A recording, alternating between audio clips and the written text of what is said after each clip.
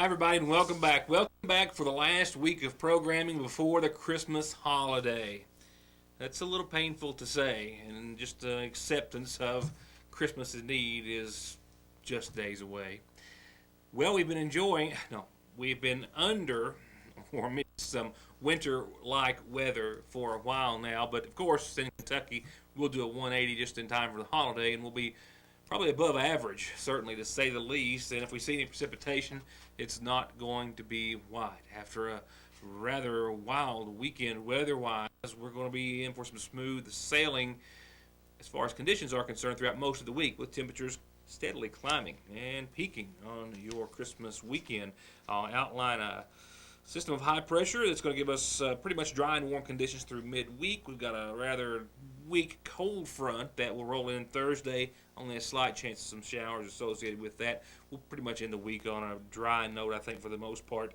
And definitely some mild and above average conditions for the Christmas weekend. Christmas Day might be a little active, but it's not going to be cold. And I'll outline your forecast as we're, of course, gearing up, or bearing down, however you want to put it, towards the holidays. A whole lot of news to cover this evening. A McGoffin County man, a former PE teacher at the Harold Whitaker Middle School, accepted a plea agreement earlier today in the case after being charged with enticing a minor with electronic means or communications. We'll have that information. We'll also have an arrest where law enforcement, specifically Fish and Wildlife officers, say that a man came with them in his pickup truck, a teenager, if you will, facing serious charges. And you know how I love a good story about someone crossing our great nation for whatever reason. Got another one for you tonight. Met a young man doing just that over the course of the weekend. He had a little trouble in McGoffin County, but he got over that bump and was back on the road today. Coal truck accident that shut down Route 7 earlier today. And I'm just kind of getting started. In fact, I've got 3 cameras at 3 separate governmental meetings in the area tonight. It's basically simultaneously at the same time, and we've still got a few more throughout the week, so a lot to try to get in before we leave you for Christmas. With all of that said, let me go ahead and take you first to a few happenings over the course of the weekend and earlier today. We'll begin out of order, chronologically at least, and cover an accident that did shut down Route 7 for several hours earlier today after a coal truck driver lost control of his big rig and struck the hillside on Route 7. Headed south on 7, therefore unloaded, fortunately. The coal truck driver lost control of his big rig. It first struck the hillside on the right side, if you will, on his lane of travel, off his lane of travel. But after doing so and going up on the embankment, the big rig then crossed the northbound lane. No oncoming traffic at that time, glad to report, and then struck the guardrail, as you can see. You can also see by some of the video we slowed down here that the front end, a portion of it at least, jerked completely out of the vehicle. The hood assembly as well jerked off of the big rig. It caused quite a mess. Route 7 had to be shut down for about 3 hours while the truck could be removed, and then of course all the dirt and debris could be cleaned. They rerouted traffic from 867 to 1090, then back onto 7 from about 10 o'clock this morning to about 1 o'clock this afternoon. But again, bottom line, as big of a mess as it was and inconvenience, there were no injuries reported for the driver, and no one else was involved. This is about the third time in the past several weeks that we have reported on an arrest for illegal take or pursuit of wildlife by the Kentucky Division of Fish and Wildlife. This time it involves a teenager from Sayersville, an 18-year-old young man facing serious charges, including wanton endangerment and fleeing or evading police. I don't have all the details of all the events that transpired over the course of the weekend, but I have been able to confirm these thus far via a police citation issued by Robbie Spears of the Kentucky Division of Fish and Wildlife. We're unsure if he was responding to a complaint or what have you, but he was in the Tip-Top area when he approached a vehicle that he believed was hunting illegally. Spears writes in his citation that he stepped out of his truck, and while approaching the subject's vehicle, the subject hit the throttle, accelerated towards him, and came towards the officer. The officer then retreated back to his vehicle, activated his blue lights, but the driver of the pickup truck refused to stop. At some point following the vehicle pursuit, The subject or suspect then jumped out of his pickup truck, possibly with passengers inside as well. We're not quite for certain of that, but nevertheless fled on foot. Police gave chase just briefly until they realized that they were uncertain as to whether or not the individuals they were chasing were armed, so they pulled back and stood down until backup arrived. It was while they were awaiting backup that the McGoffin County Sheriff's Department received a call about a truck that had been stolen. A Joshua Standifer called the Sheriff's Department to report his truck as being stolen. While that call came in to the McGoffin County Sheriff's Department, at the same time, officers on scene, including Officer Spears, were able to obtain a photograph of Joshua Standifer and confirm that he indeed was the individual which had just jumped out of his own pickup truck. Officers later located Standifer, and he has since been charged with wanted endangerment of a police officer in the first degree, wanted endangerment in the first degree, fleeing or evading police in a vehicle, fleeing or evading police on foot, falsely reporting an incident, illegal take or pursue of a wild turkey or deer, and carrying a concealed deadly weapon. He is still lodged in the Big Sandy Regional Detention Center, and was as of just earlier this afternoon. He also made a court appearance via video earlier today. We do not have any information on what plea, if any, that he may have entered, but we'll have an update at a later time. To get high-speed internet on their state-of-the-art fiber optic network for all of your home and business solutions, or to watch TV without a contract on over 200 digital channels with superb quality, or stay connected with family and friends with 24/7 telephone service you can always depend on, contact Foothills Broadband today. Or just click on their link to the right to find out how they're working to provide the latest in communications at affordable prices with exceptional service at Foothills Broadband. PE teacher Alan Skaggs of McGoffin County reached a plea deal in court earlier today. I'll have those details forthcoming in just a few moments. That information still editing and rendering at this time. And some other top headlines. Right now, let me go on over to one of those human interest stories that I think will come of interest to you all. You know how I like a good story about someone trekking across our country, whether it be on foot, horseback, bicycle, what have you. I have had a wonderful opportunity to meet a whole lot of individuals doing just that in my 18 years here at the newsroom, and this weekend was another such instance. So let me introduce to you a man on a mission to bike across America. He's 27-year-old Daniel Wheeler of Virginia. He left Virginia Beach just on the 30th of last month, just a few days ago. A little background on Mr. Wheeler. He biked as a kid, BMXs. He actually used to slip into a BMX park after dark to ride. He's always had a bike in his life. He actually sold his car at the age of 23, and he has been riding his bike as his main mode of and sole mode of transportation every day since. That includes 20 miles one way to the Marriott, which he works. He's logged thousands of miles, lost about 150 pounds in doing so, and his motivation and inspiration for this trek across our country in the winter came from just that, from a competitive relationship with his Marine brother, as well as a desire to keep the positive momentum he says that he now has in his life going. So I met Daniel Wheeler Friday afternoon around 4 o'clock. It was super cold, you remember, right?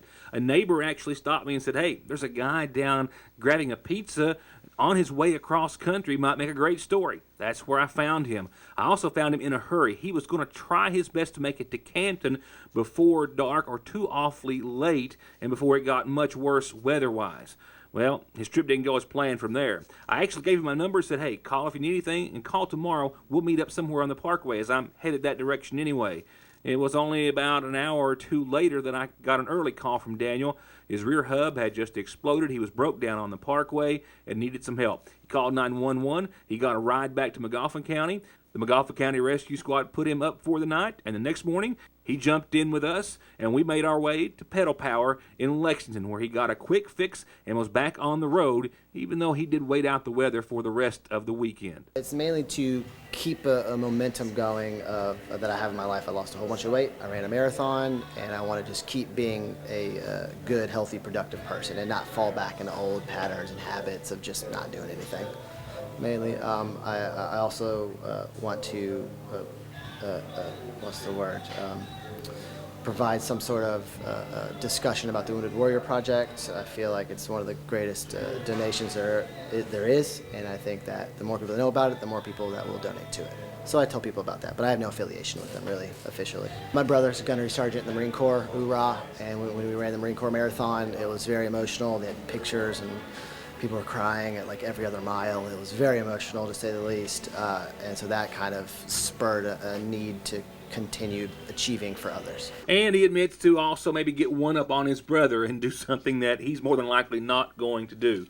Now, Daniel tells me he planned to take this trip in the winter because he didn't want to take the easy route across America on a bicycle.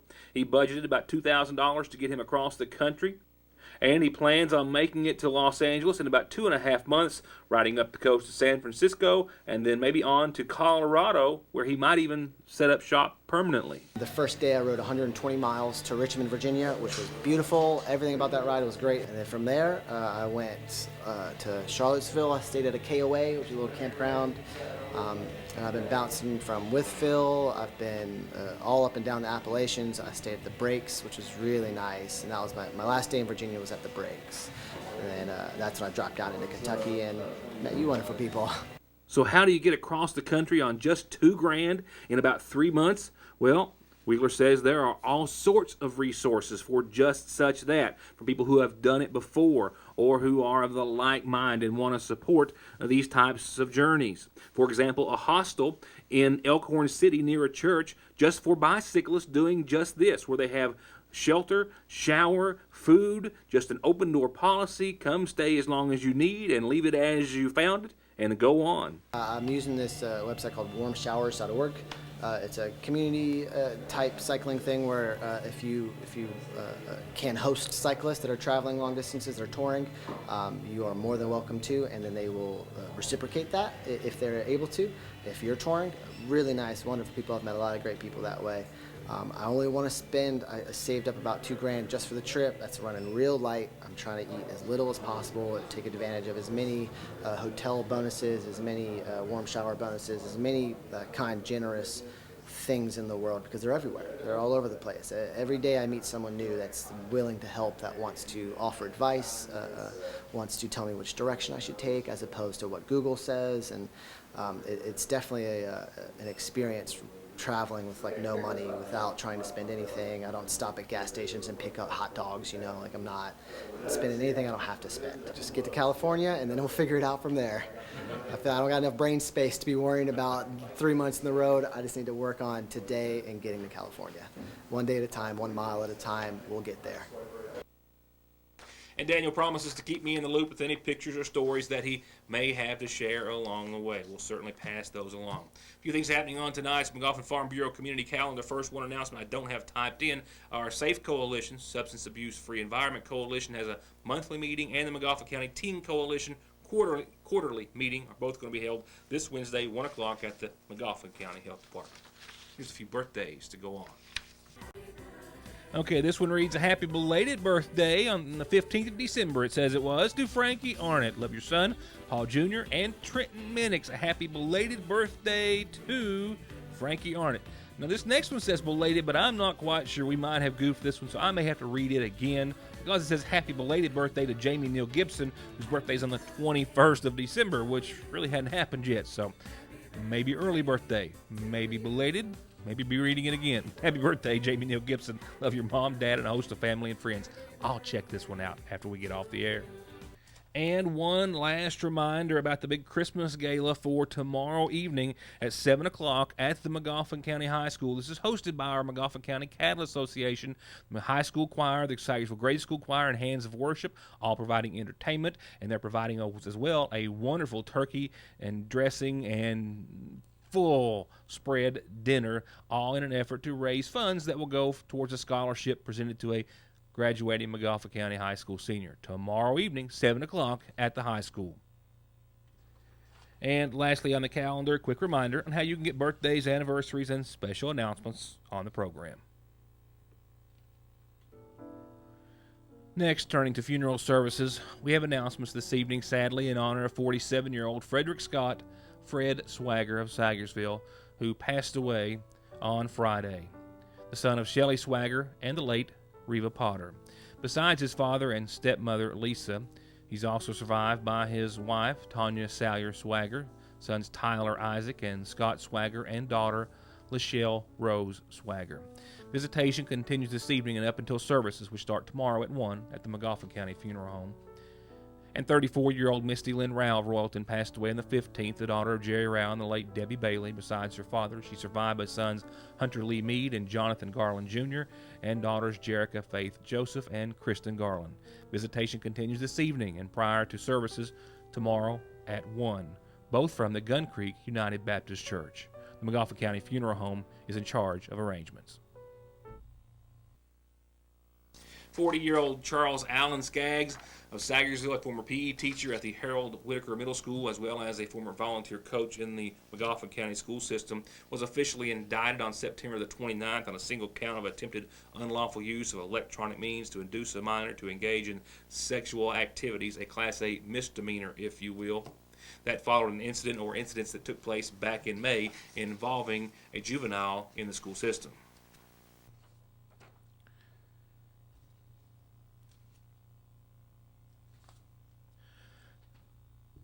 Honorable Kenneth Proffitt of Breathitt County, the district judge in that area, signed off on the agreement today that was presented before him in court, basically sentencing Skaggs to 365 days in jail. However, it was also ordered that it be amended to him serving 180 days on home incarceration, and if he has no violations, no contact with the minor victim or victims, and not do anything of any illegal nature, that he will not have to serve the remainder of that sentence. So basically sentenced to 365 days in jail, but probated to serve 180 days of home incarceration.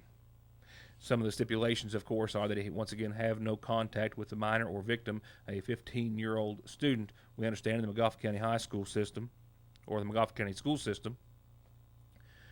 And once again, he must also comply to all the terms of home incarceration. We'll be right back. All right, to close it up for tonight, we will do so reflecting on 4.13 inches of rain thus far into December at the halfway point.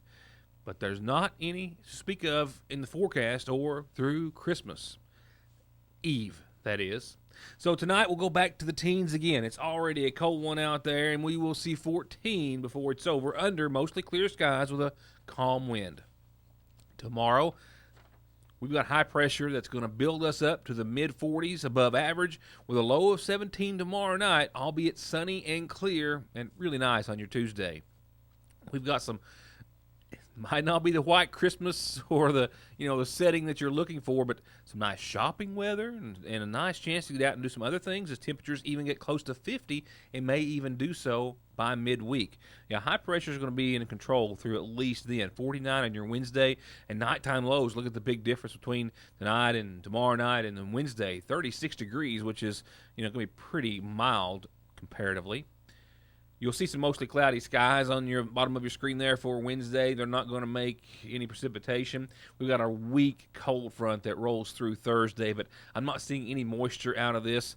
Sprinkle, I think, at most, but I'm not even going to throw that in there right now because it's looking like it's just not going to be a rainmaker at all.